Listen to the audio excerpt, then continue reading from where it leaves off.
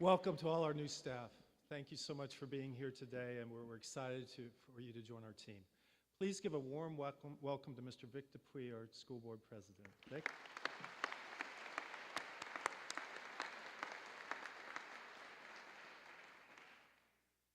Don't worry, no tricks.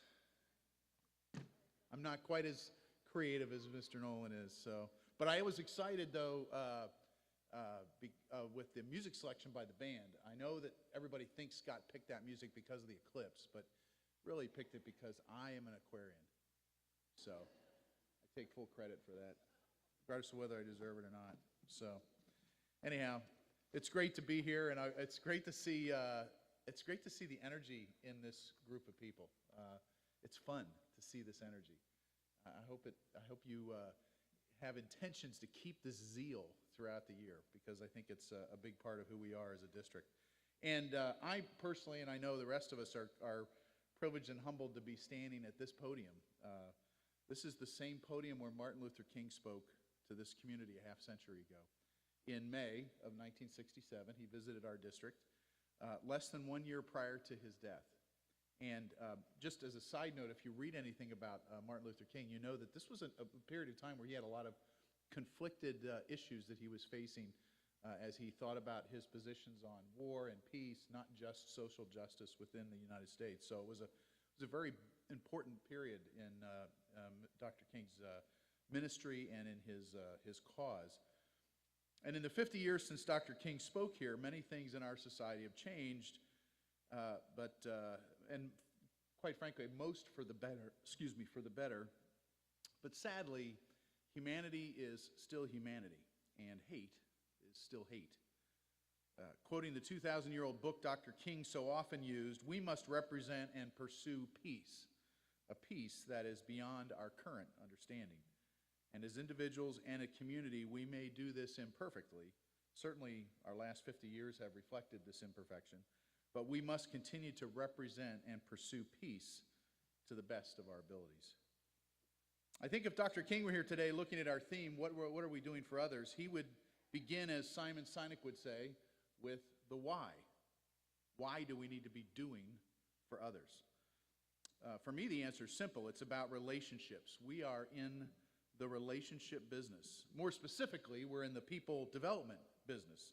And if we're going to equip this community of students and parents and staff and residents for the society and the jobs and the culture that awaits all of us in the future, we are only going to be successful if we recognize and practice some principles of people development.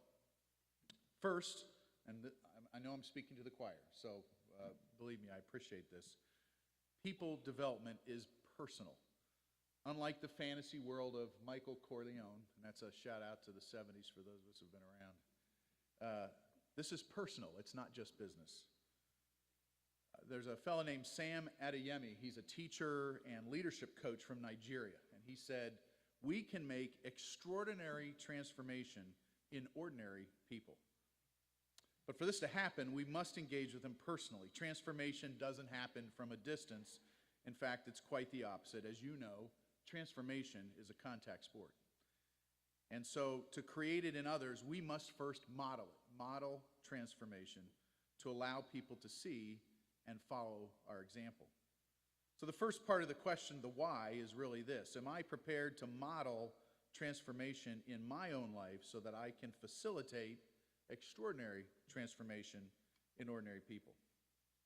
And let me be clear, each of us plays a role in which we can model transformation in this community, whether we govern on a school board or administer curriculum and supervise staff or serve food and keep these amazing buildings in top shape or transport our students to and from school or lead them in the classroom through discovery and learning.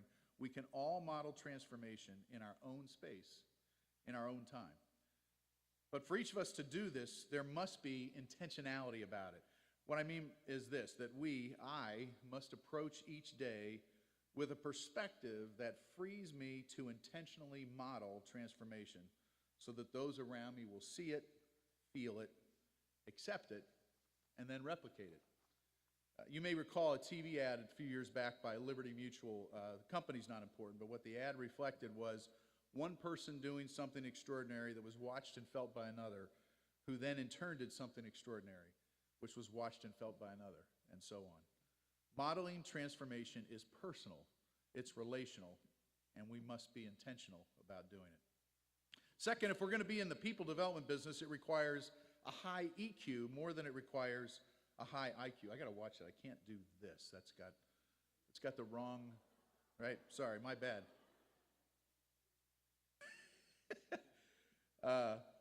For those not familiar with Myers-Briggs, EQ stands for our emotional quotient, our ability to emotionally engage in a process or relationship, and IQ stands for our intellectual quotient, our ability to understand, retain, and instruct others. That's not to say that high IQ is a bad thing, but rather that high EQ is absolutely critical if we're going to be in the people development business. Clearly, there's aspects of each of our roles in this community that require IQ to be competent. But in our primary role of developing people, EQ is the key ingredient. Put another way, I would say we need to be an empathetic community, not a sympathetic community. See, sympathy is when we can say, hey, I appreciate how you feel. That's not personal. Empathy is when we say, I can feel how you feel. Stephen Covey, the best-selling author, espoused the principle of seeking first to understand before being understood as one of his 7 highly effective habits, or 7 habits of highly effective people. And there's certainly a lot to unpack in that principle, but one aspect of it is the ability to empathetically understand someone else's circumstances and perspective to create a personal connection that allows for real transformation to occur. Developing and using a high EQ requires commitment, transparency, and endurance. We're called to do it if we're going to achieve the why.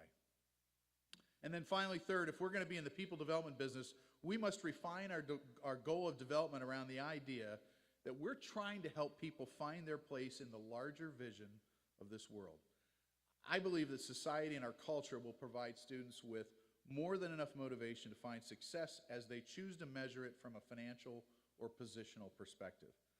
But we, in our unique position in this community, stand in the gap between success and significance. How do these individuals find their place, their calling, in the larger vision of the world? How do they find purpose and significance? If we're being personal and modeling extraordinary transformation, if we're exhibiting a high EQ and an empathetic spirit in our work, we're opening the door to allow these young minds to find their place. Andy Stanley is a best-selling author and pastor. He said, closed-minded people close minds. Clearly, we want to be in the open mind business. Modeling open-mindedness becomes a contagious cultural reality that can change people's life trajectories and help them find their place. And you may also know the name Angela Duckworth. As it turns out, it's a small world connection, right? Angela Duckworth, University of Pennsylvania professor and daughter-in-law of our former superintendent, Sharon Parker. She describes our people development business this way. She says, in education, we're in the business of building grit. And she goes on to define grit as sustained passion and perseverance for the long term. Clearly, this does not sound like a mere intellectual experience. Rather, it's personal, it's empathetic, it's transformative. And when asked how to build grit, she outlines 3 key simple elements. First, help them develop their interests and know the science of deliberative practice. Well, that's what we're all about in education, right? Deliberative practice. As Aristotle says, you are what you repeatedly do. Excellence is not a habit. Second, she says we must help them cultivate their purpose. Martin Luther King had a dream, and despite his humble beginnings and some pretty incredible life challenges and a tragic end, in many respects, his dream continues to be fulfilled.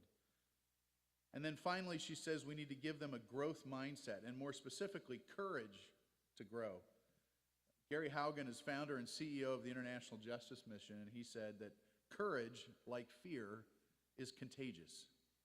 In his work with an organization that is seeking to dismantle and abolish the industry of slavery of all kinds around the world, an industry, mind you, that's larger now than it's ever been in the history of mankind.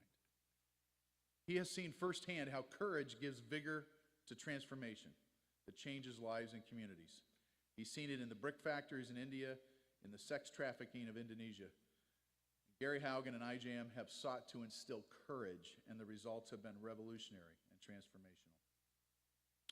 So as we start a new year and as we celebrate the 50th anniversary of the visit and the vision of one of history's great teachers and peacemakers, let's remember our why.